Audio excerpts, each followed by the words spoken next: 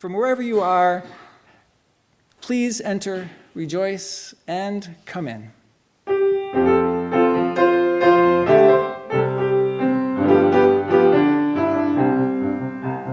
Enter, rejoice, and come in.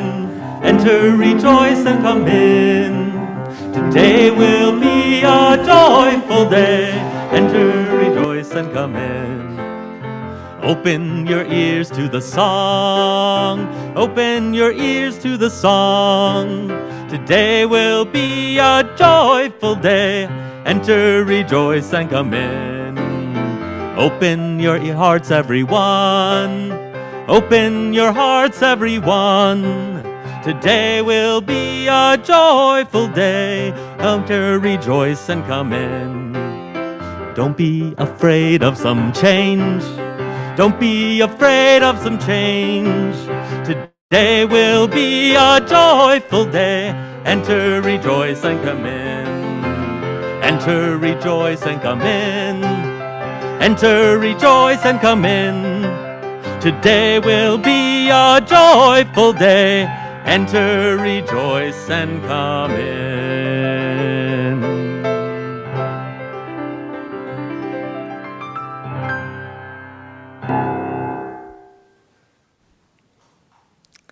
Good morning, and welcome to the Unitarian Universalist community of the mountains. We're here, actually together in the church for the first time since March 2020. My name is Cheryl Morris, and I am amazed and humbled to be your worship associate on this very special day. For many of you, this is a day of coming home. For me, it is my very first in-person church service in this building. I discovered UUCM during the pandemic by way of Zoom. I was drawn in by the beauty and complexity of the services presented each week under such trying conditions. After I became a member, I volunteered to help the worship team in what I thought would be a small behind-the-scenes role. Once again, I found myself drawn in, this time by the challenge and creativity of developing services around a monthly theme, and by the kindness of Kevin and the rest of the team. This month's theme is Holding History, and we will be exploring it in a number of different dimensions. Today, we focus on our individual histories and the stories we tell ourselves. We chose the image of a kaleidoscope, as the basic elements or facts of our lives remain the same, but can be perceived differently and shifted over time. Sometimes the kaleidoscope of our lives receives a gentle nudge, a barely perceptible shift, and sometimes it's a sharp, wrenching turn. But turn it does. We hold our histories and our stories in our bodies, in our minds, and in our spiritual lives. When they present themselves to us, sometimes we tell stories about the stories. It is much the same for this community. Before the pandemic, there was a stable, lovely pattern that carried over from week to week. Then, a sudden shift. The elements fragmented briefly, then took on a new form as services moved online. Then, many, many subtle tweaks as refinements were made. Then, a pretty big turn, the service at Condon Park. Then, oops, another turn back to Zoom. Then, the wonderful service at the fairgrounds last weekend. And now, here we are. And who are we? We are a community drawn together by our common values of equity, justice, and compassion, respect for all, and support in our individual and collective search for truth. As individuals and community, we hold much history and tell many stories. I am so glad you are with us this morning as a new chapter begins.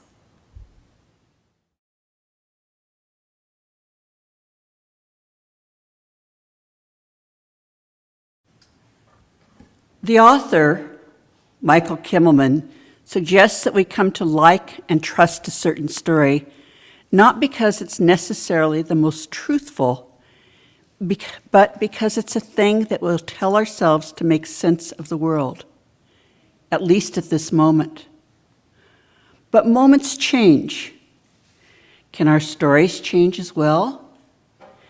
In the warmth and safety of this community, in the light of hope and love represented by the chalice, can we re-examine the stories of our lives, determine if they are true in this moment, and let go of them if they are not serving us well? Can some stories be rewritten? Can new stories arise in our open hearts and minds? We light our chalice today with hope it will illuminate our path toward deeper self-awareness and understanding. May it shine the light of reason on the history we hold and the stories we tell ourselves. May our stories of the past and those still to be told reflect what is true for us in this moment and in the moments to come.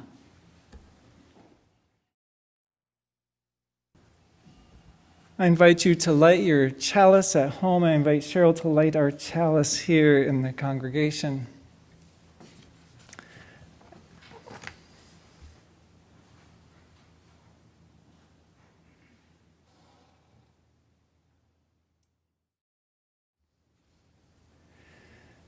The valley Nisenan and the hill Nisenan frequently traded with each other. I mentioned last week that often meetings were held at the grounds that are now housing the fairgrounds. The Nisenan who lived in the valley traded fish, roots, shells, beads, salt, and feathers to the hill Nisenan. They, in turn, would trade black acorns, pine nuts, berries, animal skins, and wood needed to make bows.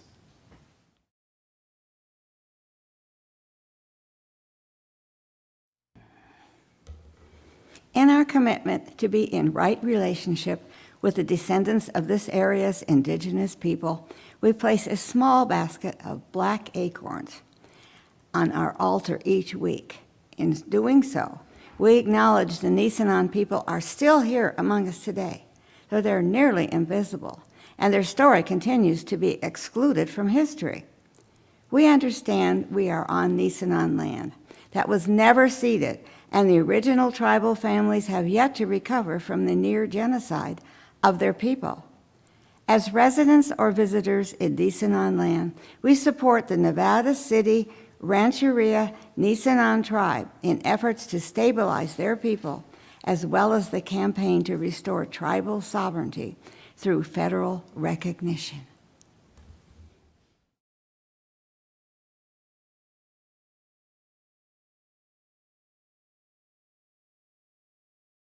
Here we remember ourselves, Reverend Gretchen Haley. Give up the fight for some other moment, some other life than here and now. Give up the longing for some other world, the wishing for other choices to make, other songs to sing, other bodies, other ages, other countries, other stakes. Purge the past, forgive the future, for each come too soon.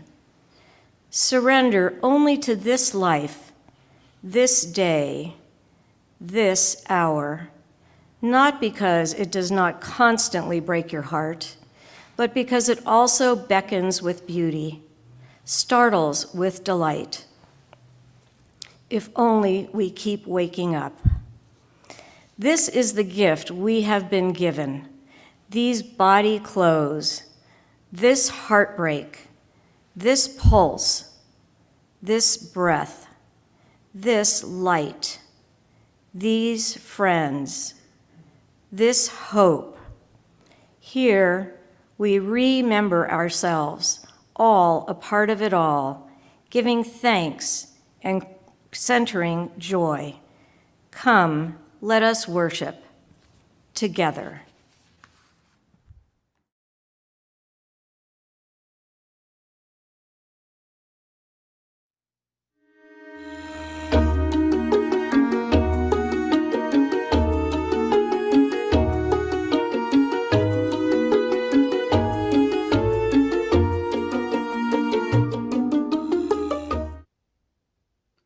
Let me tell you how important our stories are.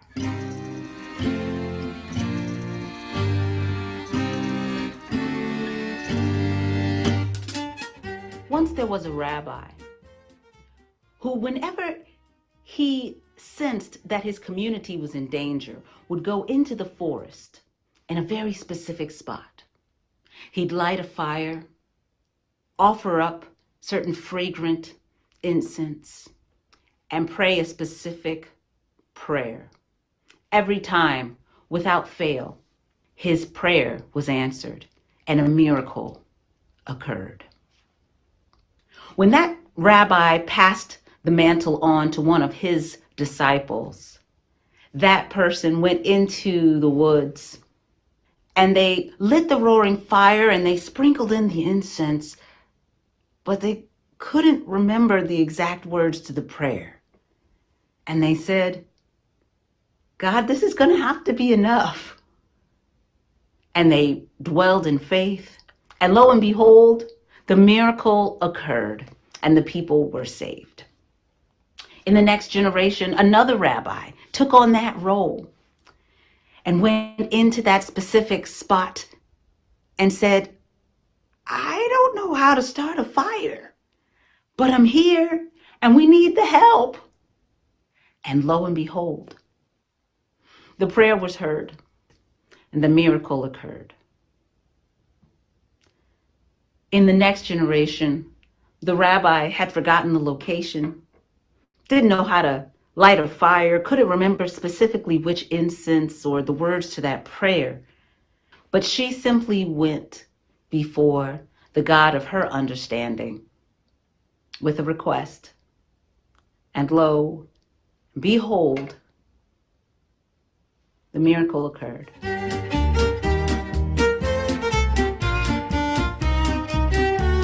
This story illustrates the gifts in holding our history and continuing to show up to the traditions that have supported us and supported our people throughout time, but showing up as we are, as this moment in history. Doesn't matter who you are. It doesn't matter what you do. It doesn't matter what you need or what you're going through. Don't you hold it all in, 'cause everybody ought to see. Don't let your truth be drowned out. Yours is a voice we need. We need to hear you. We need to know you. Show us your dance, 'cause everyone ought to see. Sing out your song now. Tell us your story. Live in your own way. Be a part of our history.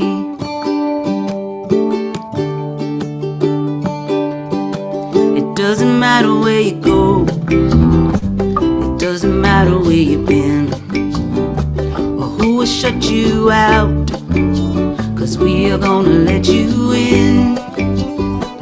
It doesn't matter what you know. You are fruit from our family tree. Shout your truth to the rafters. Yours is a voice we need. We need to hear you. We need to know you. Show us your dance. Everyone ought to see. Sing out your song now. Tell us your story. Live in your own way. Be a part of our history. We need to hear you. We need to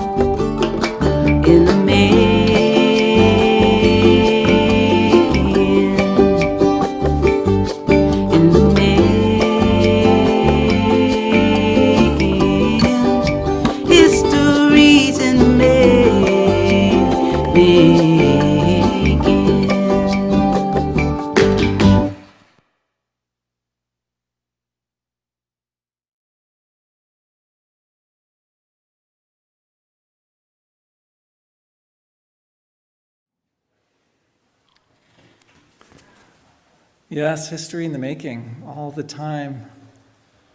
Thanks to Leah Morris. Well, we're in the room together, some of us, to notice and to share an awareness, at least, of our joys and sorrows. I invite all of us, whether at home or here in the room, to breathe again and to maybe uncross your legs and settle into the moment so you can listen most completely to your body, to your heart. And pay attention to what you find when you listen within, when you look there.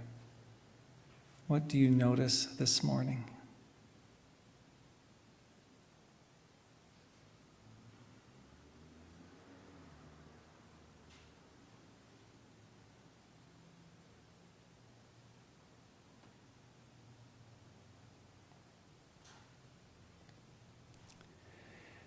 It may be something about your own body.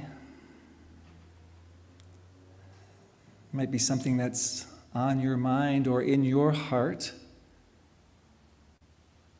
It might be someone close to you that you're feeling for this morning, whether they are joyful or confused or struggling or in pain.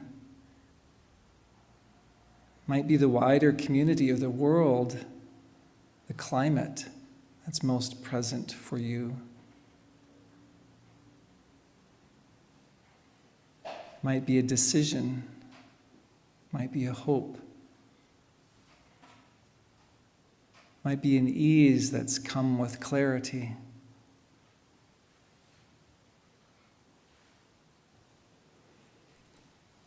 As we've known now for almost 2 years soon, I invite those who are here via Zoom to type into the chat, if you wish, the joys or sorrows that you carry.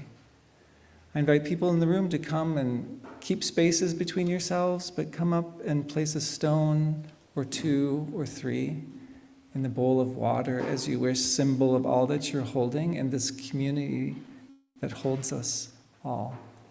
During Jordan's music, I invite us all to stay present to each other as well as to what's going on in our hearts.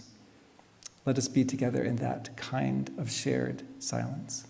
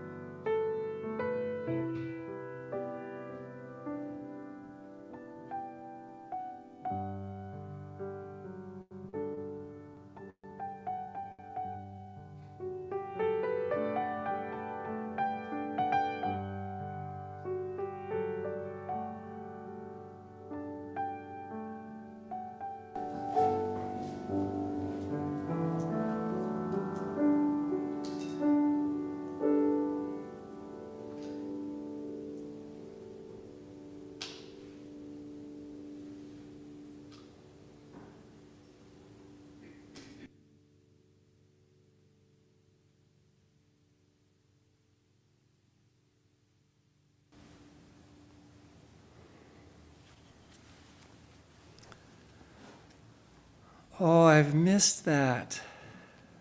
That simple ritual, the chance to catch your eyes for those of you who choose. Oh, I'm not going to read joys and sorrows today. I'm going to invite us into a shared silence in a moment to hold each other together. I'd invite Cheryl, if you would, to light this pillar candle on this side.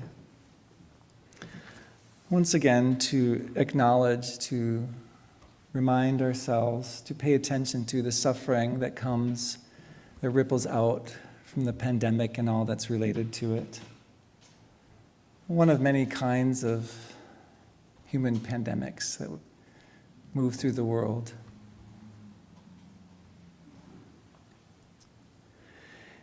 And I'll invite us into a held silence. And for some people that might seem sort of silly. Why would you get together and then be quiet together? But there's such a power to a silence that's held intentionally by a group of people. So Andy will leave the microphone on, which means at your home or here, it won't be total silence, but we will be holding our silence with and for each other. And into that silence, I invite you to listen farther and farther into the center of who you are, into the receiver of your prayers. I invite you to listen, listen, listen into the silence.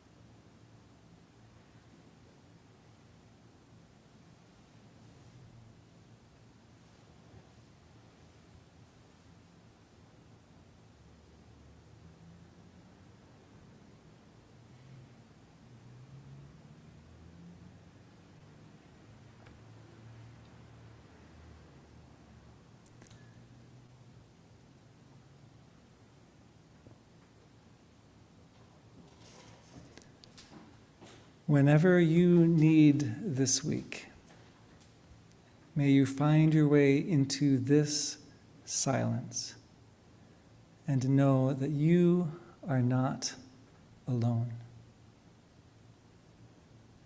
So may it be.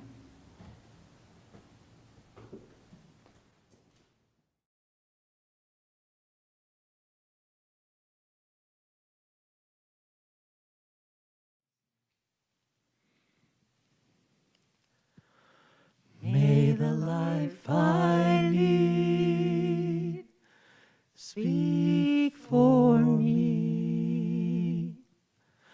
May the life I need speak for me. When I'm lying in my grave and there's nothing more to say, may the life I need speak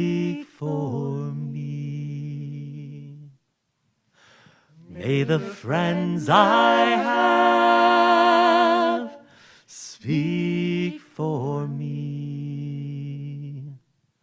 May the friends I have speak for me. When I'm lying in my grave and there's nothing more to say, may the lines I have speak for me. May the work I've done speak for me. May the work I've done speak for me. When I'm lying in my grave and there's nothing more to say, may the work I've done speak for me. Let the life I lead speak for me. Let the life I lead speak for me. When I'm lying in my grave and there's nothing more to say, may the life I lead speak for me.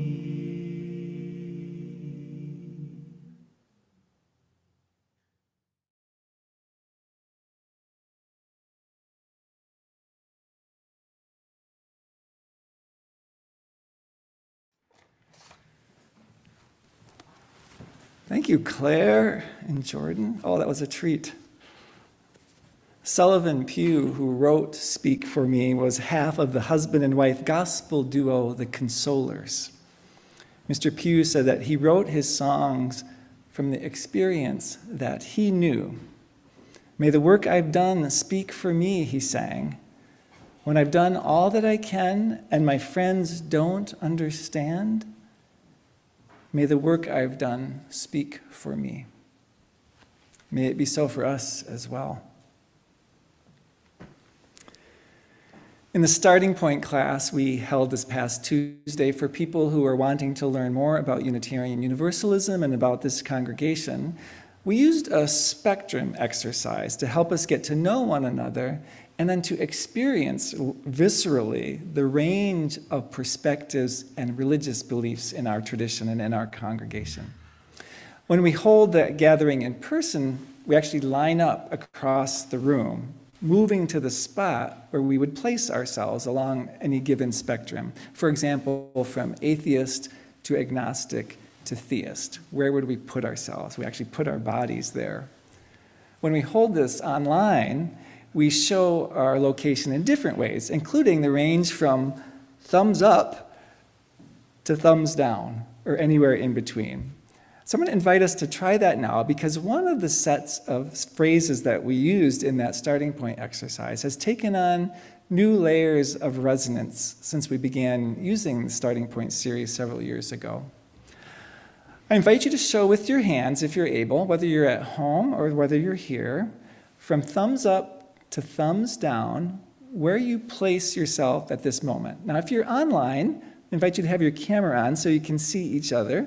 Or if that's not possible, if you can type into the chat, you could type your number from 1, thumbs up, to 2, to 3, to 4, to 5, thumbs down, 1 to 5. And so here's the range I'll ask you about. Where would you place yourself along this spectrum? The future seems hopeful. The future seems scary. The future seems hopeful. the future seems scary. So I invite everyone in the room and everyone at home who's on camera to show, where do you place yourself? And look around, hold your place there, and see what you see. I see thumbs right down. I see thumbs right across, lots of acrosses. I see a total thumbs up, the whole range. I'm expecting that's true at home as well. Thank you. Thank you. This morning, like most days, I am solidly here in the middle, both hopeful and frightened regarding the future, with several fluctuations throughout any given day. I invite us to take a few breaths for a moment. Again, increasingly slow and especially elongating that out breath.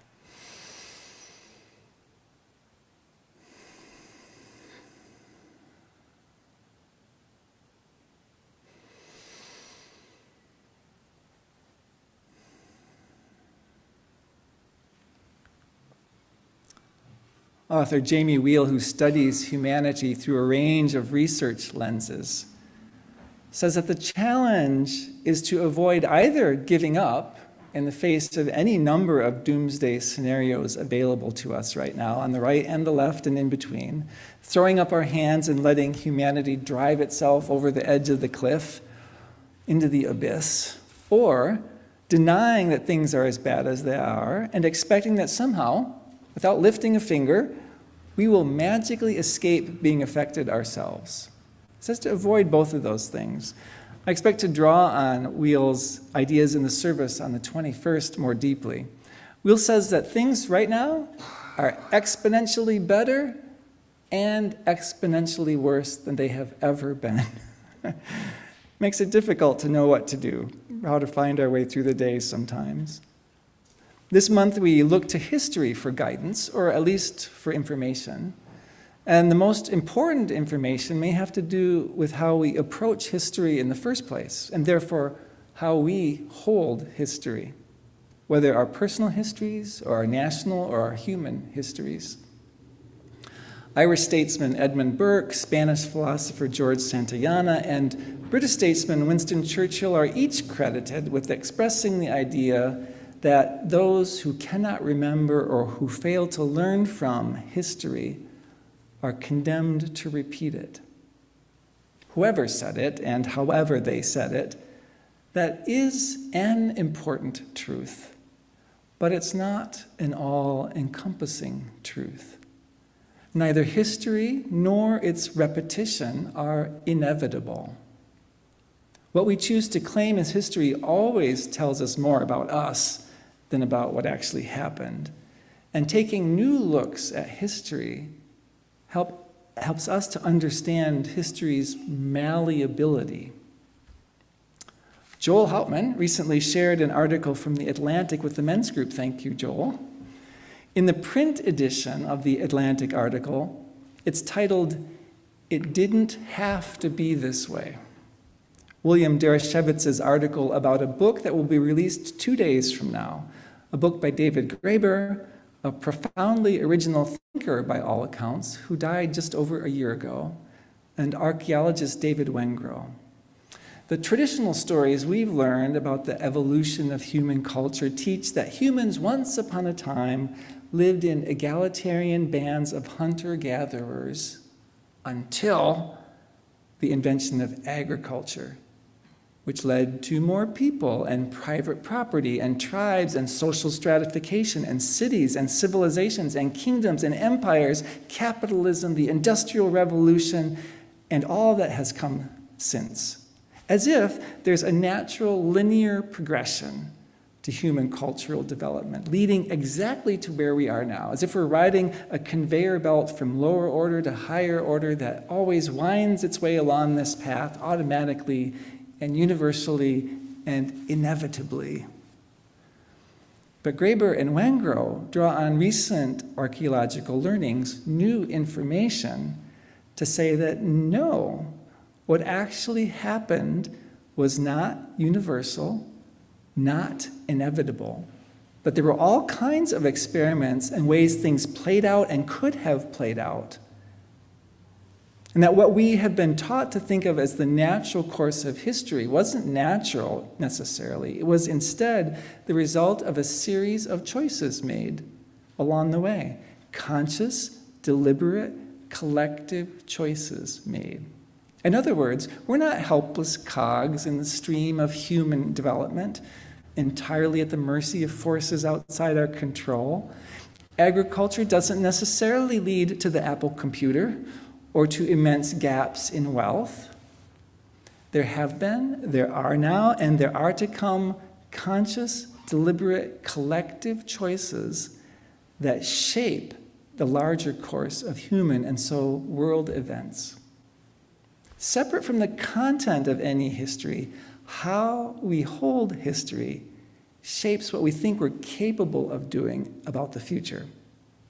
So for me, encountering those kinds of transformative retakes on history like Graeber and Wengrow's helps to loosen the tightness of our grip on specific histories and invites us to remain open because there's new learning. This for me is one of the gifts of discovering new and untold layers of history, like learning about the creation in the United States of race as a human attribute, or learning what can be known of the Nisenan people and the effort to eradicate them, or realizing the ways that centuries of white European violence and trauma were imported to the shores of this hemisphere inside white bodies.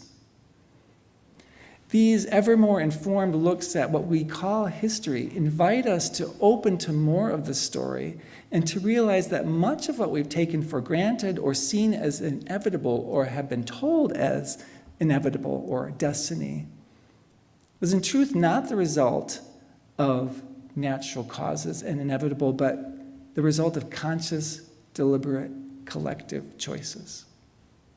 And that, painful and angering and sad as it can often be, gives me hope. Not thumbs up hope, more like midway hope, or hope enough to aim upward a bit even, but not so optimistic as to pretend that there's no danger or that I'm going to escape being affected, that I'll be unscathed if I abdicate responsibility for it. This is another one of those dang inherent tensions we live with and must learn to work with. This month's theme is about holding history and holding hope. It was Cheryl Morris who suggested the kaleidoscope as a visual symbol for looking at our histories and the ways we hold them. I love this idea, and I'm very taken with it. Thank you, Cheryl. Years ago, a woman on her deathbed invited me to choose one of her many kaleidoscopes as a gift. She had collected them for years and had shelves full of kaleidoscopes, all sizes, some elaborate and beautiful and some very simple. Beautiful on the inside as well as the outside. From her hospital bed in her living room, she waved her arms across the breadth of them and said, "Pick one for yourself." Although I secretly wanted one of the really fancy ones, I followed my family rules, the ones that I had inherited. And after looking through several kaleidoscopes, I chose a simple wooden one as her gift. I forgot to get it out of my backpack. I'll grab it in a moment. And I held it up to look. Here's a view inside.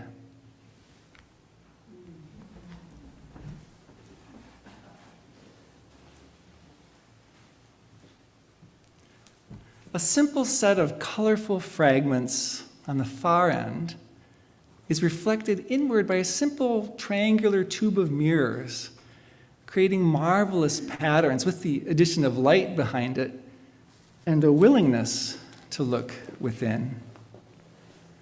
I had noticed that the mirrors were not perfectly aligned and the images not exactly symmetrical, but she asked me to hand it to her, and when she looked through it, toward the light in the autumn window, she said, "Oh yes, this is a good one."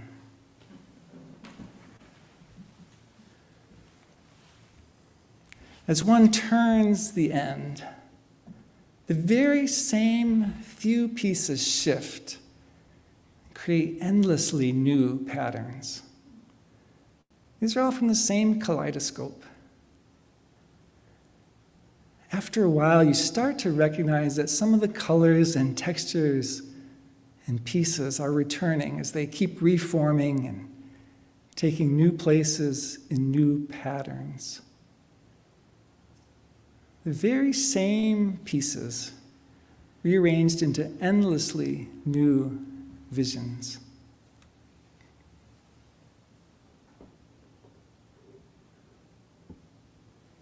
One of the recent ones, even looked like a chalice, which delighted me. The woman who offered me the kaleidoscope was very angry about dying as cancer spread through her body. And of course, the presence of that quiet rage was understandable and natural, but I'm sad to say she never moved beyond that anger before she died. She withdrew into her sorrow and her disappointment and never allowed those pieces of her life and of her dying to rearrange themselves into new patterns. The kaleidoscope is indeed an apt symbol for the idea that our pieces of history, the pieces of our stories, are not frozen in singular truths, but can take on very different patterns over time as we grow, as we hold them up to new light, as we discover small turns in our understandings. One of the many gifts rising out of recent research and efforts to help people live beyond the trauma they've experienced is the knowledge that trauma doesn't live in our thinking brains. That kind of cognitive therapy doesn't do it. It lives and breathes in our bodies, as Resmaa Menakem puts it. That's true of our histories in general, including our personal histories and our cultural histories and our family histories. UUCM's Challenging White Privilege Task Force hosted a reading and a study of Resmaa Menakem's book, My Grandmother's Hands, a year or so ago. In the book, Menakem writes of and guides people through exploring knowledge that is stored in our bodies as wordless stories. The subtitle of Menakem's book is Racialized Trauma and the Pathway to Mending Our Hearts and Bodies. He speaks to the racialized trauma of white persons as well as of black persons and other people of color. He writes that the stories stored in our bodies are always stories about what is safe and what is dangerous. What is safe?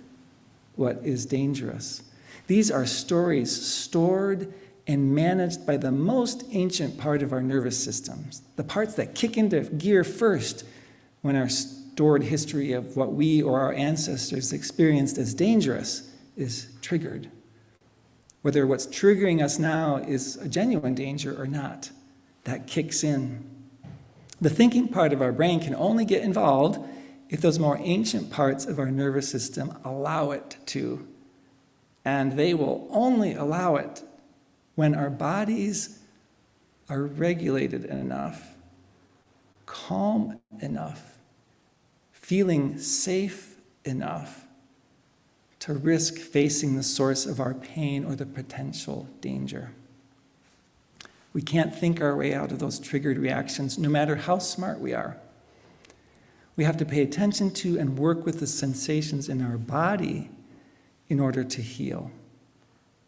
We can't only think our way beyond the histories we hold, knowingly or unknowingly. They are in our bodies, not only and not primarily in our minds. The national white reactivity rallying against the dangers of critical race theory, for example, is not really about the ideas related to history. It's not about the thinking. It's not about critical race theory per se, obviously.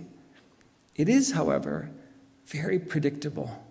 It's a very embodied nervous system response rooted in largely unconscious and wordless stories.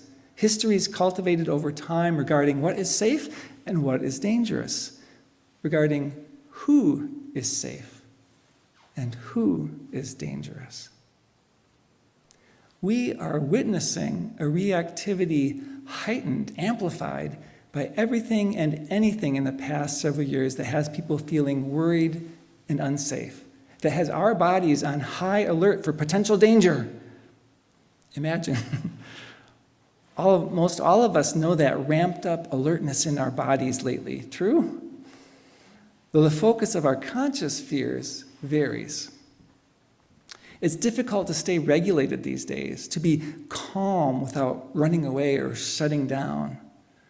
When I see someone across a social political chasm from me, in my best moments, when I'm not swearing too loudly internally, I try to breathe and to realize that they are not evil persons, but rather that we are holding different fears. We are embodying different fears, though we may be similarly on edge. As you may know, the critical race theory lightning rod has reached Grass Valley. Local efforts to encourage filling in missing pieces of history regarding Black, Indigenous, and people of color is being opposed with an imported playbook on Wednesday night at Nevada Union High School at 6 o'clock in the wrestling gym. I encourage your presence, whether on-site or online, remembering that the issue doesn't live in our thinking brains ultimately, it lives and breathes in our bodies. Not that it's not important to make a clear case, but to realize that the larger work will succeed or fail ultimately at the gut level. And realize that your deep breathing presence can support the presence of others. The title of Wednesday night's presentation opposing critical race theory is Protecting American Ideals. It is more than an effective marketing strategy. Hear it. It is speaking to an embodied fear. Protect American values. Across what feels like a chasm is embodied fear on another side for the well-being of the Black, Indigenous, people of color in our community. So, what's your story? What are your stories? What histories are you holding, and how? And where's your thumb pointing these days? If theology is our understanding of how things really are in the universe and in existence, and which things really matter, spirituality is our embodied, felt experience of how things really are and which things really matter. Theology lives in our thinking brains. Spirituality lives and breathes in our bodies. My invitation for this month is first to breathe, breathe, and again breathe, to take enough deep regulating breaths to make room for new awarenesses and to allow the possibility that new patterns can form out of familiar pieces of the stories. I invite us all to seek out and to stay open to newly informed takes on our histories. So when someone says, no, there's another truth we've uncovered, to be open to hearing it. And to listen to our discomfort and to breathe into our discomfort as it arises in response. I invite us to hold our histories, our stories, in body, in mind, and in spirit all month, and to see if we can, what new patterns become visible. So may we be.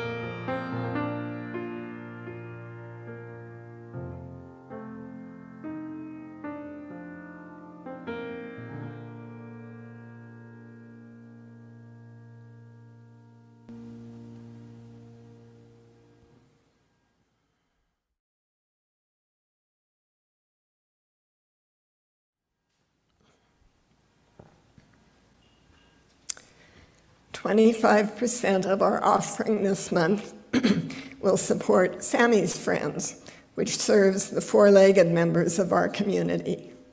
Sammy's Friends has its own unique history, and I think of it as a classic Nevada County success story, one that aligns with Unitarian Universalist values.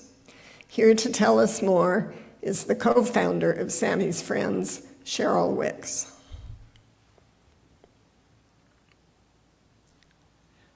Hello, animal lovers of the Unitarian Universalist Church. My name is Cheryl Wicks, and I'm here today on behalf of Sammy's Friends. Sammy's Friends is an animal rescue organization. I think this is about the 8th time I've been invited to your church, and I'm very honored by that. Myself, Cheryl Wicks, and my partner Kurt Romander started Sammy's Friends almost 21 years ago. In that time, we've rescued about 32,000 animals. And by we, I mean the entire community, not just Kurt and I for sure.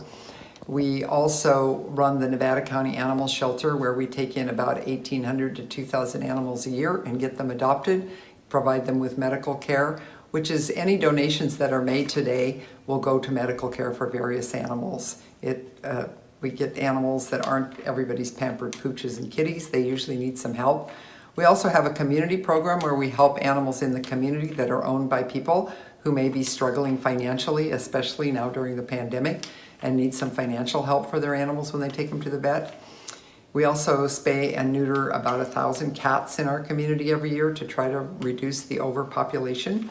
And we have a voucher program for spaying and neutering dogs. So we have the community program, we run the animal shelter, and we also have Sammy's Nifty Thrift Store. You may have donated things there, you may have purchased things there, and thank you very much. That's a big supporter of our medical bills for the animals. That's one of the main ways we raise money. Thank you very much for asking me here today. I know things are a little tough right now during the pandemic, so I especially appreciate this. Take good care of yourselves, and thank you. Although we're not passing the basket in person, your generosity remains essential to our ability to sustain the work of our community. There are several ways to contribute. You may text an amount to 833-579-0483, give via our website at uugrassvalley.org, via PayPal at paypal.me/UUCM, or mail to UUCM 246 South Church Street, Grass Valley, California, 95945. Thank you.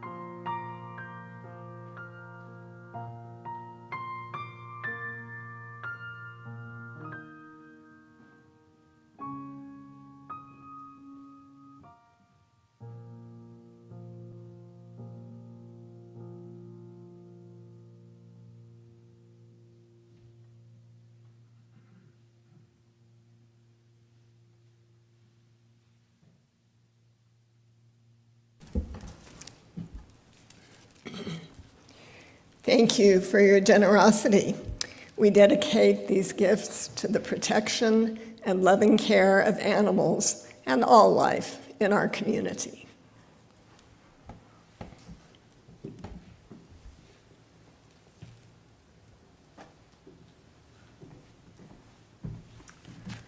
Thank you, Cheryl, for being worship associate today, Beth for being our online chat host once again, Siobhan and Andy and Rain and Bob back there operating things, to Linda Siska for beautiful setting, incorporating kaleidoscope images this morning, to Claire Lee for singing with us, and Jordan for the music as always, to Teresa and Corey and Connie. Thanks for the beautiful, beautiful heartfelt reading. And behind the scenes a bit, George and Carmen and Corey as well. Thank you, each of you. And thanks for being here, everyone, this morning.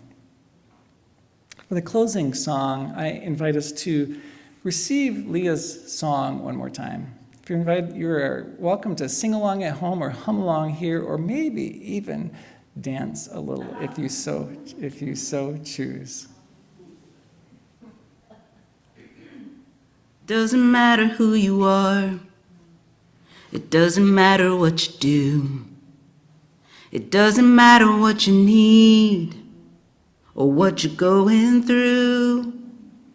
Don't you hold it all in, 'cause everybody ought to see. Don't let your truth be drowned out. Yours is a voice we need. We need to hear you, we need to know you. Show us your dance, 'cause everyone ought to see. Sing out your song now, tell us your story. Live in your own way, be a part of our history.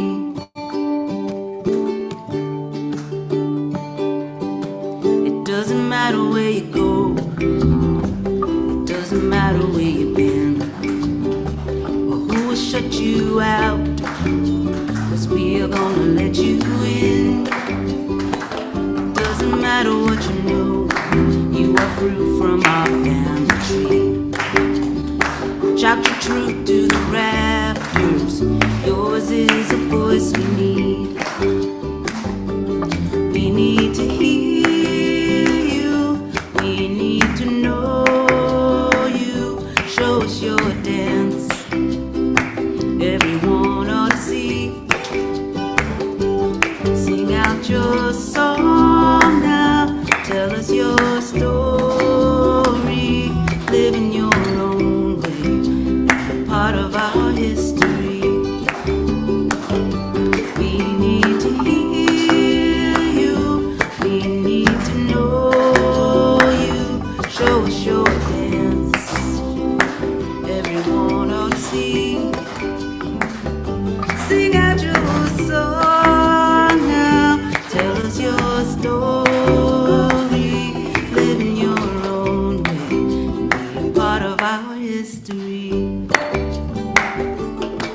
In the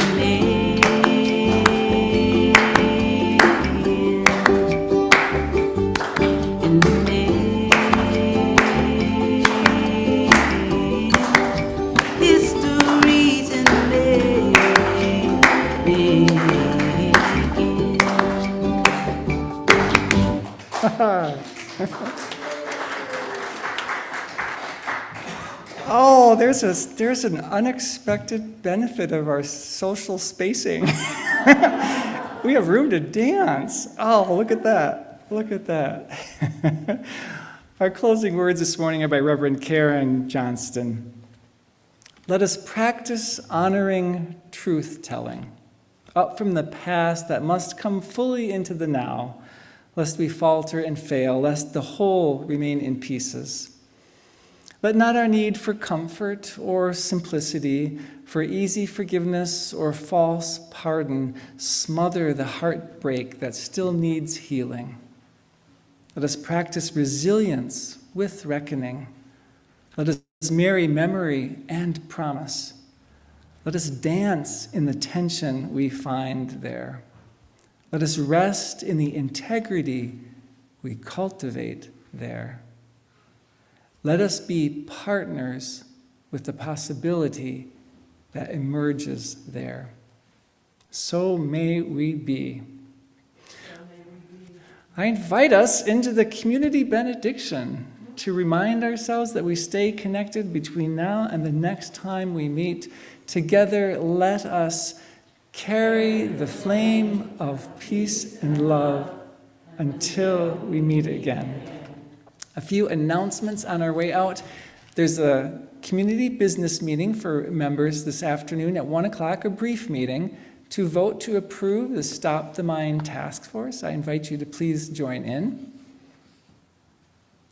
The book group very kindly moved their meeting to accommodate that meeting, so it's at 2:45 today. I invite you to join in and look ahead to future reads.